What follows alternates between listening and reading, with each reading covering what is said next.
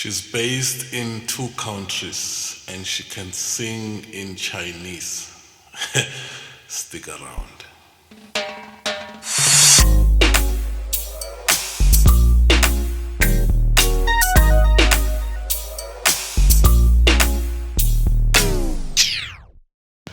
All right, Eli ZAELO. Is that how we pronounce it? Yes, Eli ZAELO. Eli ZAELO. Yes. Good grief. Took me 5 years to learn how to say that. I know, I've had some interesting pronunciations. Yeah. And where did this name come from? Well, I was looking for a stage name because when I was at Hong Kong, and every time I would introduce myself on stage, it just became this whole thing of people taking 10 minutes just to try to learn my real name. Oh, yeah. And then I said, you know what, let me just come up with a stage name. And it would have to be a name that I could kind of deal with long term, as opposed to, like P. Diddy, changing it 10 times. Today you're Diddy, tomorrow you're Love, or everything like that. But so I chose my mom's 2 names combined. Oh. Yeah, she is Elizabeth Selailo, so Eli ZAELO. I didn't want to be Elizabeth, nor did I want to be Selailo. So that's very smart. Well, Selailo Slot, are you related? No, but I recently met him, funny enough, but we're not related. Okay. So yeah, I mean that's just about your name, but tell us a bit about yourself, man. Okay, born and raised in Pretoria. Ngwanyana Pitori. And so I've always been a lover of the arts, whether it be drama, dance, music. Yeah, so that's basically as far as I remember about my childhood. I don't know what else to cover. I used to love swimming a lot when I was younger. So I was a bit athletic, but swimming was my main thing. So we could have had ourselves some serious athlete here. Yeah. Okay. Well, that's great. And I mean, you are now based in 2 countries, or maybe not yet. I would say so. Yeah. I would say, that's the. Now I feel like I've worked it out in such a way that I'll be able to travel to and fro. So look, I've started this from the back. Maybe take us from where it all started with you being in a different country, and maybe where your journey is right now. Okay, so am I going to talk about Hong Kong or the country before? Look, you are from South Africa. We've established you are Pretorian. Proudly. Yeah. But how do we connect you to Hong Kong? How did it all come about? Oh, okay. Well, this was in 2014. Yeah. I know that the Disney company for The Lion King, it does auditions in America and South Africa yearly. Okay. I think twice a year, actually. So the casting directors come here in various cities. So when they came here the first time, actually they come to do a workshop to tell you what to expect at the auditions. Yeah. So they came mid-2014 and they told us they're going to come back. They gave us the material, the standard, and all of that. Yeah. And so somehow I missed the memo. But a friend of mine, when you're always auditioning, you make audition friends. And audition friends. That's very important. Okay. So important. You start WhatsApp groups, and because you start seeing the same faces in auditions, especially open calls. Yeah. So I made this friend. I actually met him at another singing competition we did before. Yeah. Called Bosso Showdown, something like that. Okay. So then when the Lion King, I met him again at the workshop, the Disney workshop, or the Lion King workshop. Yeah. And so he texted me that morning that, did you know that the Hong Kong people are here? Because I'm assuming it's because he didn't see me. And I didn't know. Yeah. So I just made my way to Joburg. Luckily, one of my closest friends stays in the area, or stayed, actually, in the area. So the queue was just so long, but you needed it. Yeah. You needed to be there. Absolutely. Yeah. So I would pop in and out of her flat to grab a bite, breakfast, lunch, Wow. tea. You know, Wow. that's how long it took. Wow. I was there in the morning, and I was second last to audition, so I finished late in the evening.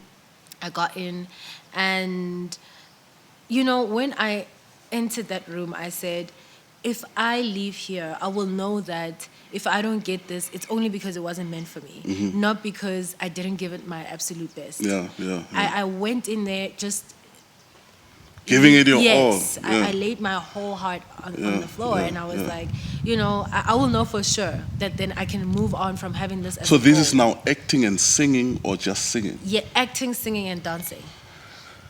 All together in this musical. Okay, It was the role of Nala for The Lion King. Um, And I said, you know what, let me just do it. And so I sang my heart out, and the lady just kept staring at me. And then she stood up and she came closer and she's like, okay. Then she asked me some questions.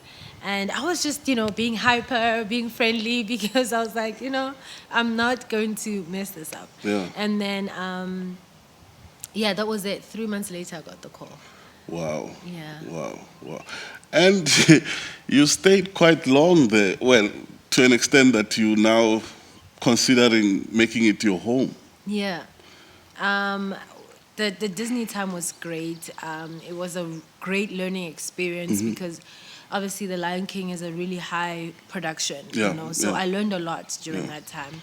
And then I just started falling in love with Hong Kong itself. okay, You know, okay. I liked who I was there, like the life I had created for myself there, the friends I had made. Yeah. And then, yeah, from Disney, I then became a musical theater teacher and Oh, started okay. gigging as well. Yeah. So I would gig on weekends, and then, So you're not with the production anymore. I hear No. you saying from Disney.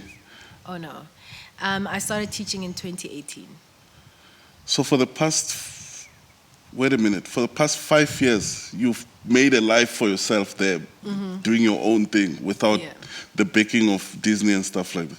Absolutely. Wow. Yeah. Wow. Wow. So yeah, for 5 years I've been a musical theater teacher. I actually started step by step, even in teaching. I started from kindergarten. Yeah. Then I worked. Now, 5 years later, I was teaching high school students and gigging on weekends, different events, weddings, Wow. you name it. Yeah. So I think a lot of people need to know that you're also an artist, a recording artist for that matter. Yes. Maybe tell us about that. I think it was just a natural progression. You know, it was a natural progression.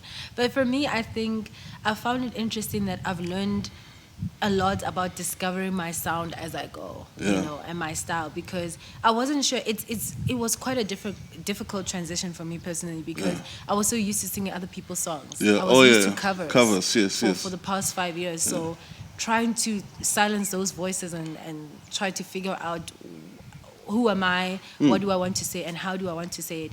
It took some time, but I prepared myself to have trial and error. By the way, you need to Google ELI ZAELO and listen to her singing in Chinese. Is it Chinese? Oh, yeah.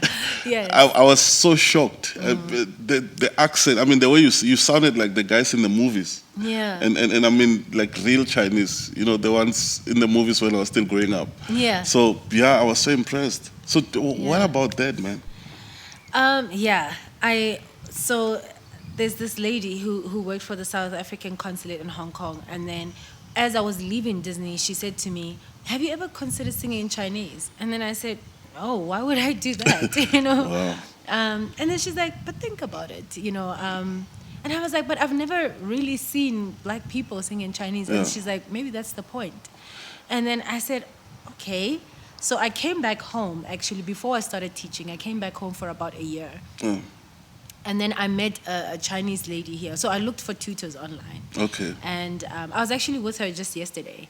We're still good friends. Oh. So she started teaching me Chinese, you know, just the language. So I started Mandarin, to be specific. Yeah. So I started picking up the basics. And then one day she's like, "Oh, since you are a singer, maybe I could teach you the song, and maybe you can catch on to the songs faster than the language." Oh, yeah.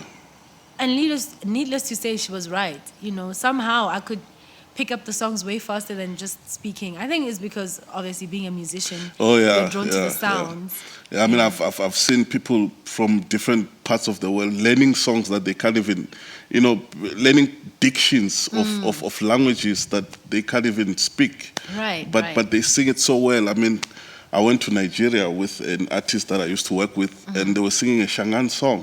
Oh wow! Yeah. Yeah, no diction and all. I mean, it all sounded so pure and Shangan. I mean, so you musicians make things happen. Yeah. Okay. So now what's next for you? What do we have next for? Well, currently I'm working on a project called the Afri Experience. Afri Experience. Yes.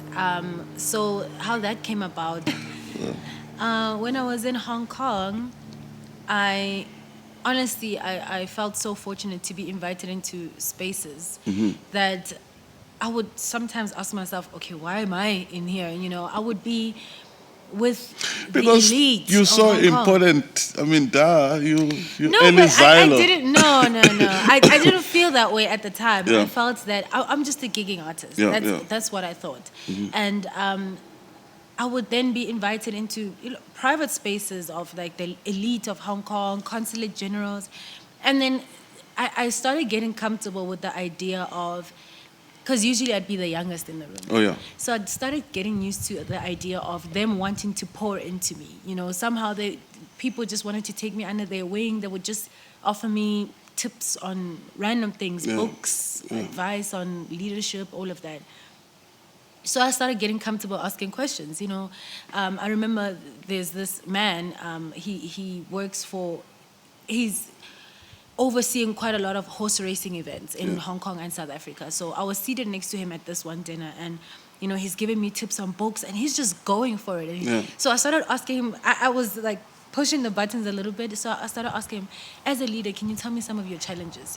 What was the day that you knew that life had changed for you? I would start getting comfortable asking them those types of questions, and then I was like, I just can't have this amount of information and not do anything with it, and just have it just lingering in my head.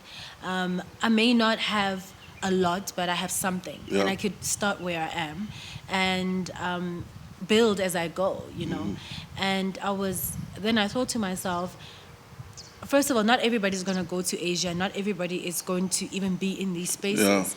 So how about I create an event where I could literally paint out everything I've seen and heard. Wow. So it's like me reimagining things physically. Wow.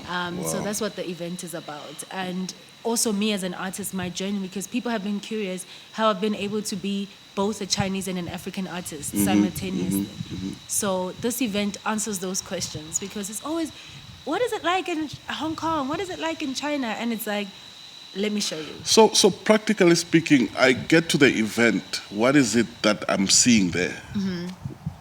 You're seeing basically an integrated world. Like everything will be integrated from the decor. You're not going to find just Chinese decor or just African. It's almost going to be intertwined. So hence the Afri. Yes, everything is intertwined. The hosts who greet you at the door, one is going to say Dumelang, one is going to say Ni Hao. Like everything is just going to be intertwined. The live acts, the opportunities. There's opportunities perhaps to teach in Hong Kong, things of that nature. Everything is just basically a balance. But I really wanted to benefit the young South African. Wow. Yeah. You've got such an interesting life. I think when I say it sounds interesting. When I live it, it has its ups and downs. No, of course. Yeah, we all have some of those, but some more than others. But they, like your life, is really so colorful and stuff. Yeah. But anyway, thanks for coming. Thank you for having me. Thanks for coming. Real pleasure having you. Thank you so much. Yep. And I'm looking forward to working with you further, even in the Afri experience, and seeing you there. I'll be there, Okay. definitely. I'll be there. I mean, I heard it's a formal, semi-formal or semi-casual? Yeah, it's semi-formal. So I'm going to hire my tax and stuff, so I'll be there. Okay. Yeah. Okay. Cool. Thank you.